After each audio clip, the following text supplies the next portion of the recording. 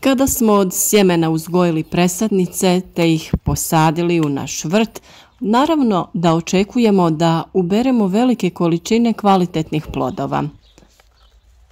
Kod paprike postoje različite agrotehničke mjere koje se moraju provoditi kako bi posao bio uspješan.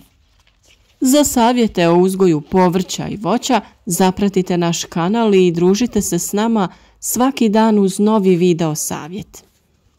A danas govorimo o paprici i na koji način i vi možete uzgojiti lijepe i zdrave plodove.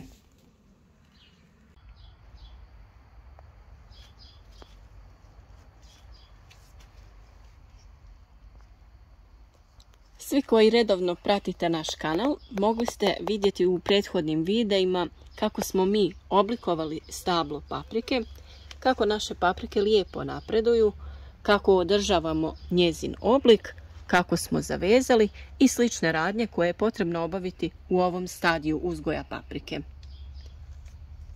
Papriku smo jednostavno zavezali sa omčom na račvi gdje se paprika odvaja na dvije grane. I sada ćemo lagano tu stabljiku da omotavamo oko špage, pazeći na cvjetove. Tako će stabljika biti stabilna i moći će da izdrži teret plodova, koji će, nadamo se, biti krupni.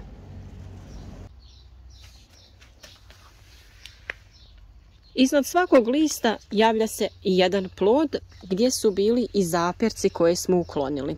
Te je tu radnju potrebno obavljati i dalje jer se oni mogu naknadno ponovo razviti na istom mjestu. Cvjetovi su svi lijepo raspoređeni i već se stvaraju mladi plodovi.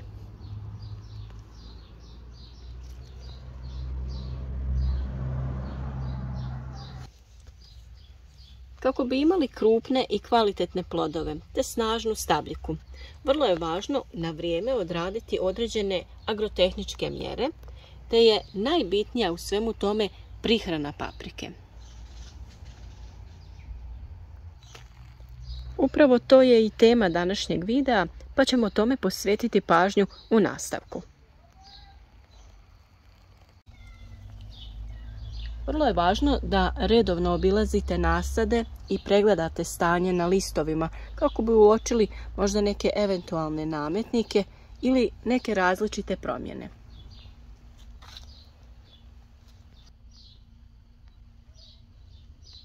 Promjene se mogu uočiti u vidu neke diskoloracije, to jest u različitim bojama na listu gdje primjećujemo neke svjetlije dijelove.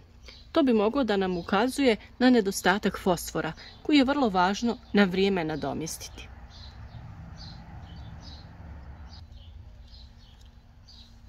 Fosfor je vrlo važan za ukorjenjavanje biljke kako bi ona kvalitetno razvila korijen koji će biti dosta račvast, te će moći da usvaja ostala hranjiva. Vrlo je važno da fosfor bude kvalitetno dopremljen u biljku kako bi ona usvajala sva druga hranjiva, to jest ostale elemente, te da se razvije u jaku i snažnu biljku koja će dati lijepe i zdrave plodove. No fosfor nije jedino hranjivo koje je biljkama potrebno. U ovom stadiju moramo se pobrinuti da biljke dobiju dovoljnu količinu kalija i kalcija. Ta dva makroelementa su vrlo važna da bi imali zdrave plodove.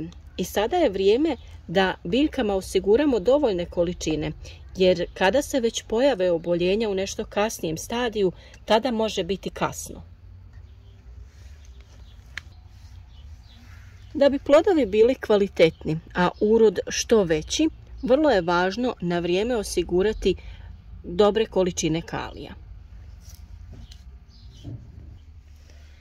Najčešće oboljenje u nešto kasnijem stadiju jeste vršna trulež ploda. Ona se pojavljuje na samim rubovima ploda u obliku crne fleke, to jest truljenja ploda.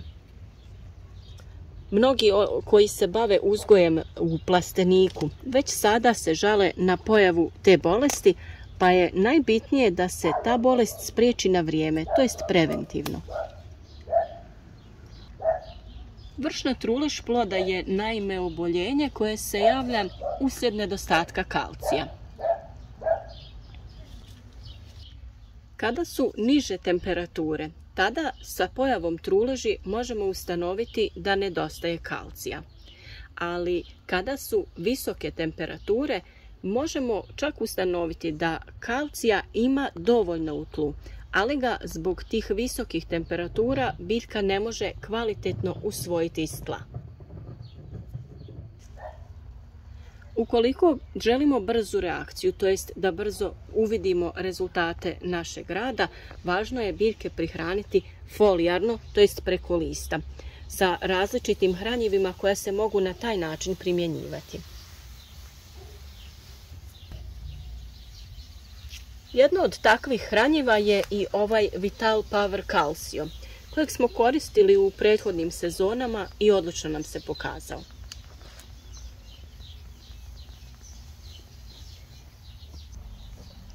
Ovo je tečno hranjivo koje sadrži različite elemente. Tu imamo aminokiseline koje su važne u različitim situacijama gdje imamo visoke ili niske temperature. Također imamo i dušik koji je vrlo važan za razvoj zelene mase i snažne biljke. Najvažniji sastojak je kalcij koji će osigurati kvalitetne i čvrste plodove. A posljednji sastojak je bor koji je vrlo važan kod razvoja kvalitetnih cvjetova, oplodnje i zametanje novih cvjetova na stabljici paprike.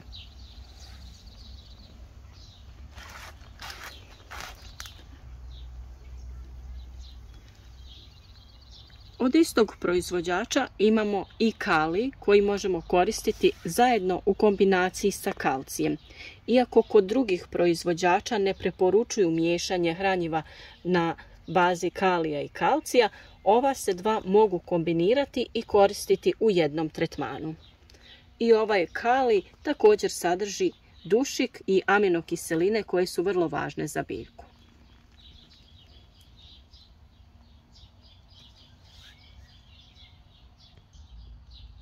Ova tečna hranjiva koriste se na način da se 20 ml jednog hranjiva doda u 10 litara vode.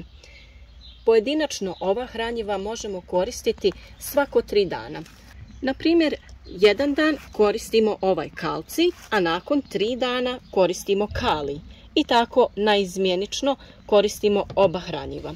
A također možete da ih i kombinirate u jednom hranjenju, to jest prskanju, 20 ml svakog od ovih hranjiva u 10 litara vode i prihranite biljke folijarno, to jest prskanjem preko lista.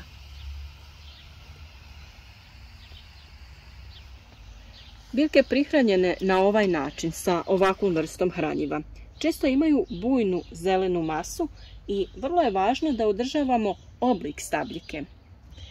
Tu smatramo oblikovanje biljke tako što ju vodimo na 2 ili 3 grane, ali tada moramo da uklanjamo zaperke i dodatne grane koje se razvijaju.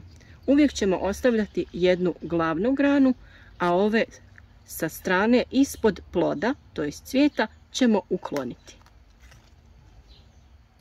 Na ovaj način paprika će rasti uz ovaj oslonac i neće smetati 2 glavne grane jedna drugoj, te neće ometati razvoj kvalitetnih i velikih plodova.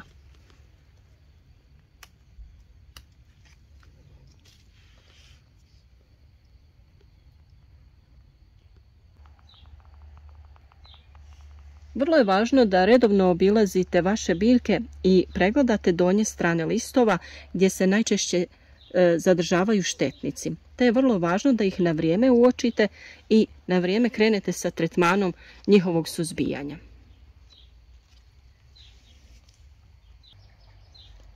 U ovo vrijeme najčešći nametnici su upravo lisne uši.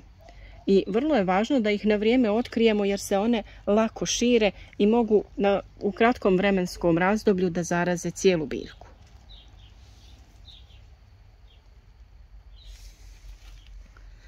Također, jedna od mjera da izbjegnemo oboljenje listova jeste da uklonimo najniže listove koji dodiruju tlo ili dodiruju u ovom slučaju najlon.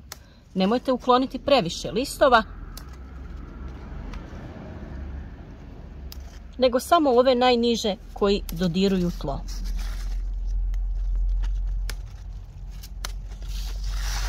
Svakako te listove pokupite i iznesite iz plastenika ili iz vrta.